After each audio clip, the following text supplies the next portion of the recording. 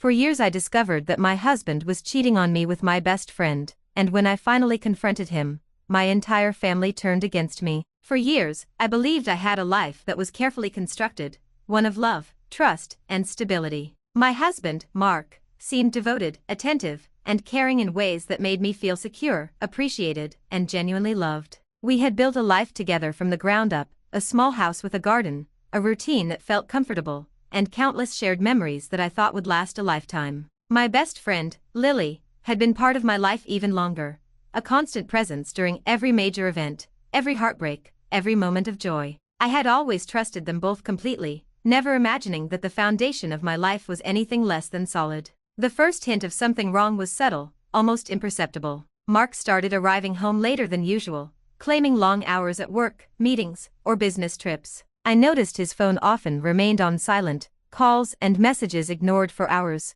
and his attention seemed divided. I tried not to jump to conclusions. I reminded myself that life was busy, that stress could alter behavior, and that trust meant allowing him space. But deep down, a seed of unease took root, growing silently while I tried to bury it beneath layers of rationalization and hope. I began noticing small, incongruous details. His cologne lingered at odd times, not the scent he usually wore. His demeanor shifted when Lily was around.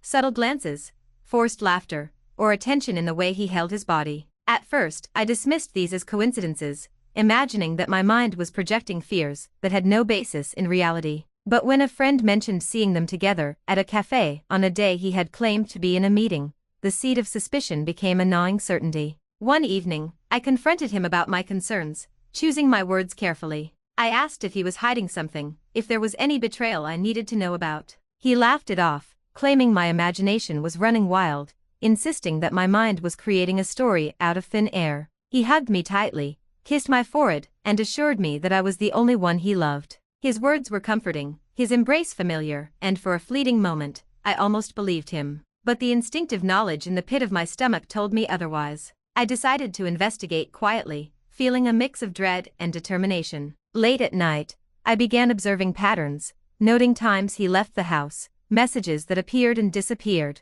and the subtle changes in behavior that had previously seemed insignificant. I rationalized this as self-preservation, rather than paranoia, convincing myself that if he were truly innocent, nothing would be uncovered. But every observation, every inconsistency, tightened the noose of fear and suspicion around my heart. It was during a weekend getaway, with friends, that I first encountered undeniable proof. Mark had claimed to be working late, yet my curiosity led me to check his phone, an action I had never imagined I would take. Messages, photos, and conversations were revealed, exchanges between him and Lily, filled with flirtation, plans to meet, and confessions of desire that shattered the illusion I had cherished for years. The shock was suffocating, as if the air itself had been replaced with ice. My body trembled, my vision blurred, and for a moment, I couldn't breathe. I retreated to the bathroom, leaning against the cool tiles, trying to process the betrayal. Every memory of laughter, intimacy, and trust now twisted into a web of deceit.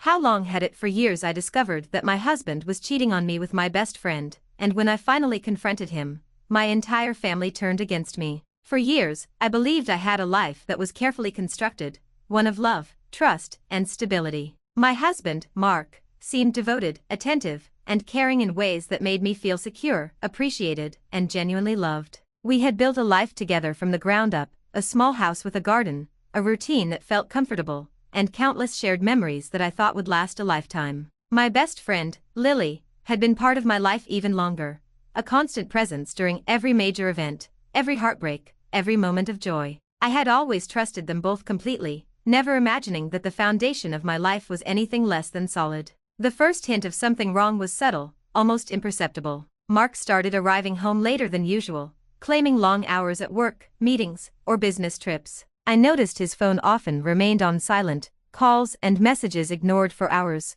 and his attention seemed divided. I tried not to jump to conclusions. I reminded myself that life was busy, that stress could alter behavior, and that trust meant allowing him space. But deep down, a seed of unease took root, growing silently while I tried to bury it beneath layers of rationalization and hope. I began noticing small, incongruous details. His cologne lingered at odd times, not the scent he usually wore. His demeanor shifted when Lily was around.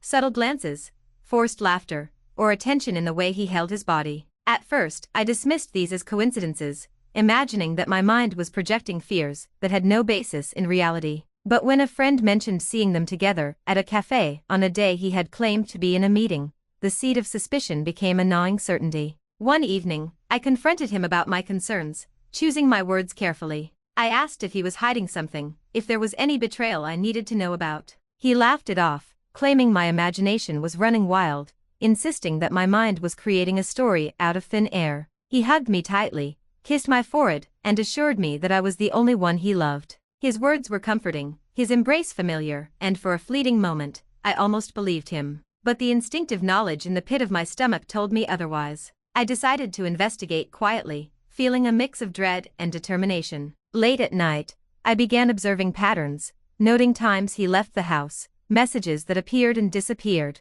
and the subtle changes in behavior that had previously seemed insignificant. I rationalized this as self-preservation, rather than paranoia, convincing myself that if he were truly innocent, nothing would be uncovered. But every observation, every inconsistency, tightened the noose of fear and suspicion around my heart. It was during a weekend getaway, with friends, that I first encountered undeniable proof. Mark had claimed to be working late, yet my curiosity led me to check his phone, an action I had never imagined I would take. Messages, photos, and conversations were revealed, exchanges between him and Lily, filled with flirtation, plans to meet, and confessions of desire that shattered the illusion I had cherished for years. The shock was suffocating, as if the air itself had been replaced with ice. My body trembled, my vision blurred, and for a moment, I couldn't breathe.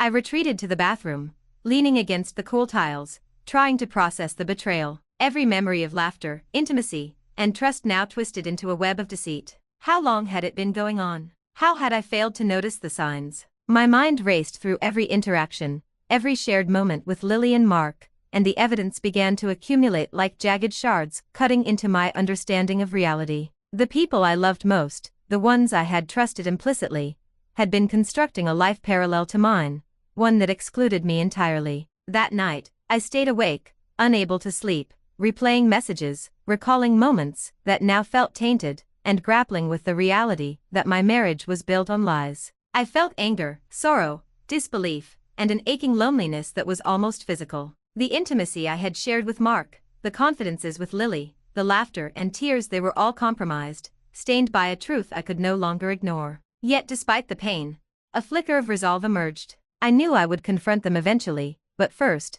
I needed clarity, courage, and a strategy to face the devastation, without losing myself entirely. The following days were a blur. I observed, documented, and reflected, piecing together the timeline of betrayal. Each revelation brought a new wave of pain, but also a strange clarity. I could see the signs that had been ignored, the subtleties that now screamed betrayal. Friends offered sympathy, yet I felt increasingly isolated, caught between the desire for justice, the need for truth, and the unbearable reality of losing two people I had trusted implicitly. The weight of betrayal was a physical burden, pressing down on my chest, suffocating and relentless. Finally, I realized that ignoring the truth would only prolong the agony. I began preparing myself for confrontation, rehearsing questions, considering reactions, and imagining the fallout. The act of confronting them was terrifying, not just for the revelations I might hear, but for the collapse of the world I had meticulously built. Yet, I knew that inaction was no longer an option. The love I had believed in had been a facade, and the illusion had been shattered.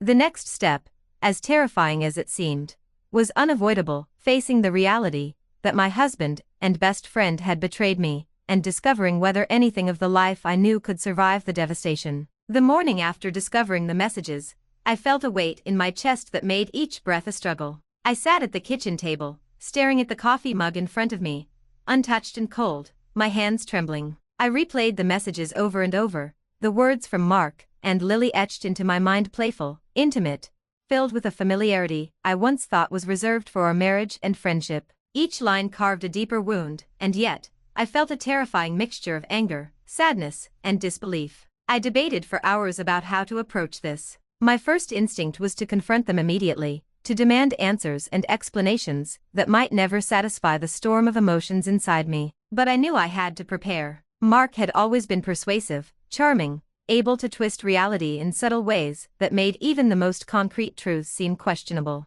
I needed evidence, clarity, and a calmness I did not yet possess. I printed out conversations, took screenshots, and compiled a timeline of every suspicious behavior I could recall. I documented dates, locations, and interactions. This methodical approach was a shield, a way to arm myself against the gaslighting I anticipated. Each revelation in the timeline brought tears to my eyes, but it also strengthened my resolve. I knew that when I confronted them, I needed to stand firm, speak clearly, and protect my own sense of truth, regardless of the chaos that would follow. When I finally called Mark into the living room that evening, I could barely look at him without my vision blurring. He entered with a smile, oblivious to the storm raging inside me, and I felt the tension tighten like a vice. I took a deep breath, my hands gripping the edges of the couch to ground myself, and spoke. "I know everything," I said simply, my voice trembling yet firm. "I know about you and Lily. I've seen the messages. I've tracked the times, the meetings, everything.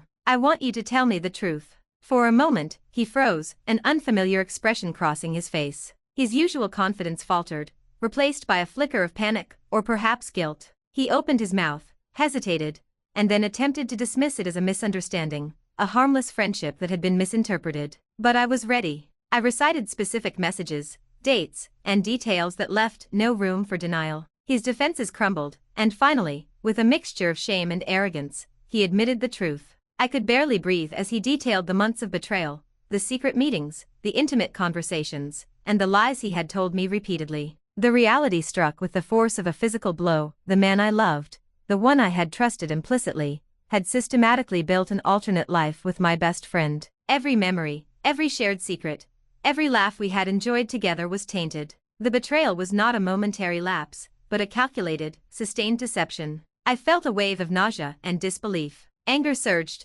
uncontrollable and raw, mingled with profound sorrow. I wanted to scream, to cry, to throw things, to make him feel a fraction of the pain he had caused. But instead, I sat frozen, letting the words sink in, feeling the ground shift beneath me. The house, once a sanctuary, now felt like a cage, its walls closing in with the weight of treachery. My thoughts raced. How could Lily do this? How could she betray me so completely? How had I failed to see the signs? When I confronted Lily, the reality became even more unbearable. She attempted to justify her actions, citing loneliness, misunderstanding, and a desire for attention. She spoke with a mixture of arrogance and guilt, as if believing her confession could somehow lessen the magnitude of her betrayal. I listened, barely able to form coherent thoughts. My best friend, my confidant, my sister in spirit, had deliberately crossed boundaries, choosing desire over loyalty, pleasure over friendship, and deception over honesty. Family became the next obstacle. I confided in my parents and siblings, expecting support and understanding,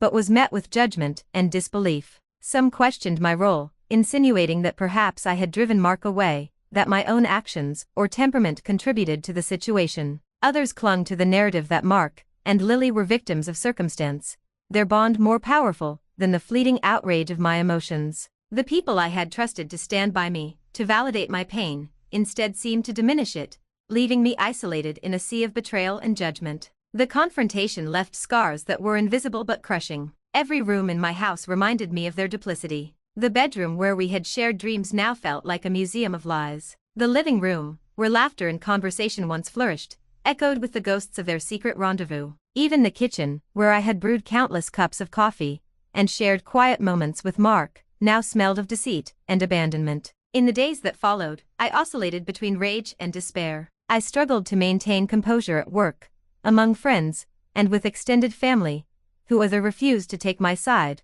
or actively sided with Mark and Lily. Every conversation, every encounter, seemed to reopen the wound, exposing it to salt and fire. I realized that the betrayal was not just about infidelity. It was about trust shattered, reality distorted, and a life that had been meticulously constructed now falling apart at the seams. As I tried to navigate the chaos, I began documenting everything: conversations, texts, and interactions, building a narrative of truth to counter the web of lies spun around me. It became my lifeline, my attempt to regain control over a life hijacked by deceit. Each written word, each carefully organized record, was a step toward reclaiming a sense of self, toward asserting that I would not be erased by their duplicity, even as the world around me seemed determined to support the very people who had betrayed me. After confronting Mark and Lily, the aftermath was far worse than I could have anticipated. The house that had once been a sanctuary became a prison, each corner a reminder of the duplicity that had unfolded within its walls. Even the sunlight streaming through the windows seemed tainted, highlighting cracks in the walls, as if the very structure had absorbed the betrayal, and now reflected it back at me. Every familiar object carried echoes of deception: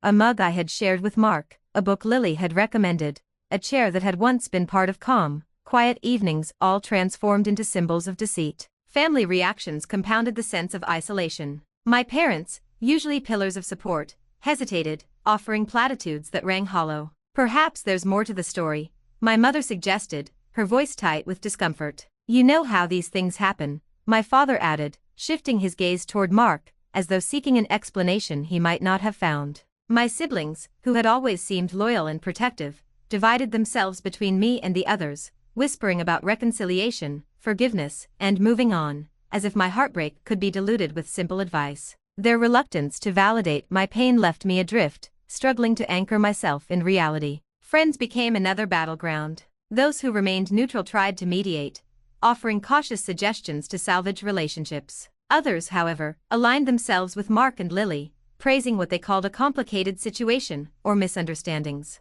The isolation was suffocating. Conversations became rehearsals of defensive statements. Every meeting required mental preparation to avoid collapsing into tears or lashing out, yet even that self-control felt futile when I returned home, alone with the evidence of betrayal that continued to haunt the walls. Work offered no respite. I found myself distracted, unable to focus, replaying every interaction in my mind. I reviewed texts, scrutinized messages, examined details that had previously seemed inconsequential: the timing of calls, the subtle tone in voice messages, the choice of words that now screamed intent. Every piece of evidence sharpened the reality of what had happened. The emotional weight became unbearable, pressing down on me in waves of sorrow, anger, and confusion that left me exhausted and hollow. Sleep became sporadic and fractured. Nightmares, fueled by memories of deception, mingled with imagined confrontations. I dreamt of Mark and Lily laughing in rooms I had once cherished, of mirrors shattering to reveal their duplicity,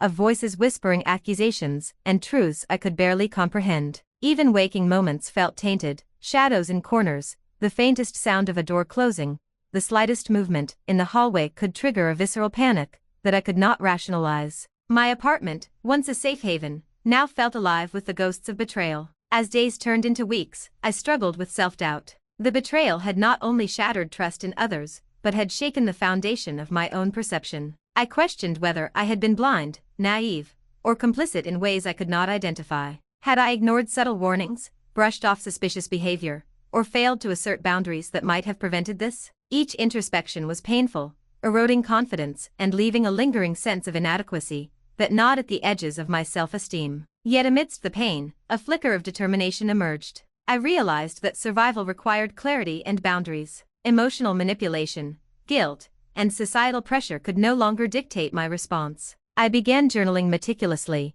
recording every interaction, detailing every conversation, and analyzing every reaction from Mark, Lily, and my family. This act of documentation became both a coping mechanism and a shield. It allowed me to externalize the chaos, giving it form and structure, even when the world around me seemed intent on dismissing it. Isolation deepened as I increasingly withdrew from social life. I canceled plans, avoided gatherings where Mark or Lily might appear, and distanced myself from family members whose sympathies leaned elsewhere. Each act of self-preservation reinforced a painful truth: the people I had relied upon could not be depended upon in times of betrayal. Their failure to stand with me left an imprint as enduring as the betrayal itself, teaching a lesson I had never wanted to learn about loyalty, trust, and the fragility of relationships. Through the quiet and solitude, I began confronting the emotional landscape of my own heart. Grief, anger, resentment, and longing intertwined, creating a tapestry of conflicting emotions that I could not unravel easily. I mourned not only the betrayal, but the version of life I had imagined, the security I had taken for granted,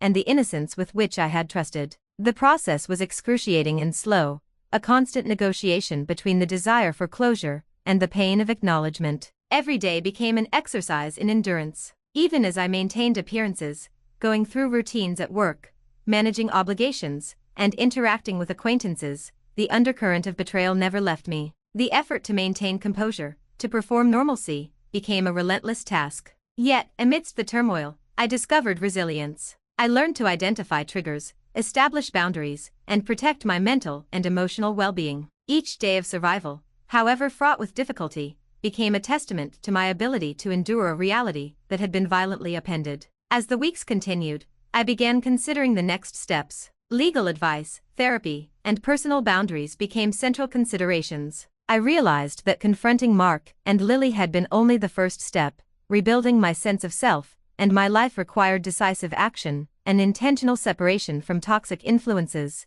and a reclamation of trust in my own judgment. While the emotional pain was raw and persistent, I knew that moving forward demanded courage, clarity, and the willingness to confront not only others, but the deep-seated effects of betrayal on my psyche. The months following the confrontation were some of the most challenging of my life. Mark and Lily's betrayal had shattered the life I had carefully built, and the responses from family only deepened the wounds. I felt constantly scrutinized, judged and dismissed, as though my pain was insignificant compared to the comfort of preserving appearances or avoiding conflict. Yet, slowly, I began to recognize that my ultimate responsibility was not to seek validation from others, but to reclaim my sense of self, dignity, and autonomy. I started therapy, a safe space where I could unpack the layers of hurt, anger, and grief that had accumulated over the months. Sessions were excruciating at first. I cried, screamed internally, and revisited memories that made my chest tighten. Yet,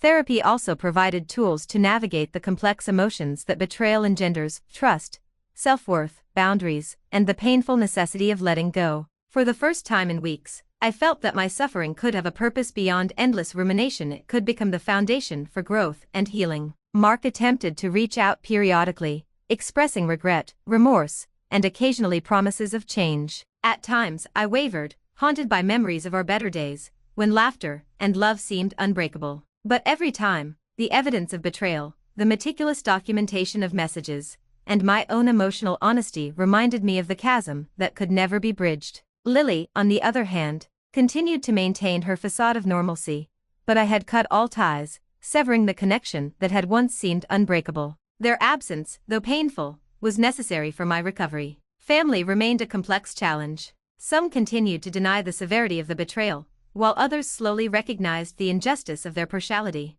I stopped seeking approval from those who had failed me, redirecting my focus to relationships that nurtured, supported, and respected me. Friendships outside the immediate circle became lifelines, providing empathy, understanding, and shared experiences of hardship. These relationships reminded me that loyalty and compassion could exist, even when the people closest to me had faltered. Rebuilding my life involved small, deliberate acts of self-assertion. I returned to old hobbies, traveled solo, and cultivated a sense of independence I had taken for granted before the betrayal. I redecorated the house, removing reminders of Mark and Lily, creating a space that reflected my identity rather than the fractured remnants of deception. Each brush stroke, each adjustment, each choice reinforced the reality that I was reclaiming agency over my life, refusing to let the actions of others define my existence. At work, I found renewed purpose and focus. The betrayal had left emotional scars, but it also sharpened my understanding of human complexity, empathy, and resilience.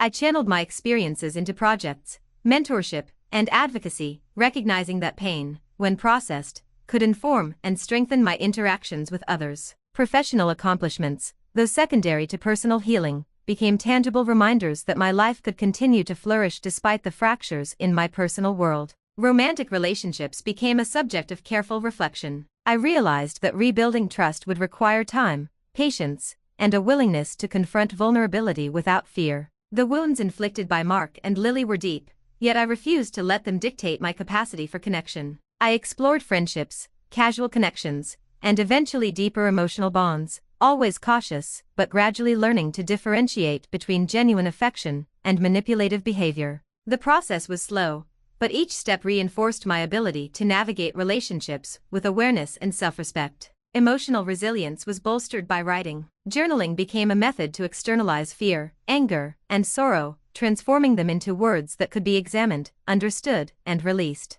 Documenting my journey allowed me to track progress, acknowledge setbacks, and celebrate incremental victories over despair. The act of writing provided clarity, turning raw emotion into structured insight, and reinforcing the understanding that I had the power to define my narrative, rather than allowing Mark, Lily, or unsupportive family members to dictate it. Over time, I experienced moments of profound clarity. The betrayal that once felt all-encompassing became a chapter in my life rather than its entirety. I acknowledged the pain, mourned the loss of trust, and honored the feelings of anger and sorrow without allowing them to dominate my identity. The process was neither linear nor easy, but each day of conscious choice, self-care, and reflection strengthened my sense of self. I realized that the ultimate act of resilience was reclaiming my life from the shadow of betrayal. In the end, I emerged transformed. The experience left scars, but it also instilled wisdom, strength, and self-awareness. I learned that betrayal does not define the victim. It is the response, the conscious reclamation of autonomy, dignity, and personal growth that shapes the survivor. Mark and Lily faded from my life, their presence a memory, rather than a daily torment. Family dynamics adjusted. Some relationships healed while others remained distant. But I no longer sought validation from anyone who could not offer unwavering support. The house, once filled with laughter, now resonated with my independence. Every corner, every room, every memory reclaimed a sense of ownership and empowerment. I had faced the darkest aspects of human deception and emerged with a clearer understanding of trust, boundaries, and the capacity for resilience. My life, though altered forever, was mine to shape. I had survived, and in that survival, I discovered an unshakable truth. Even in the wake of profound betrayal, it is possible to rebuild, to heal, and to reclaim the power of one's own existence.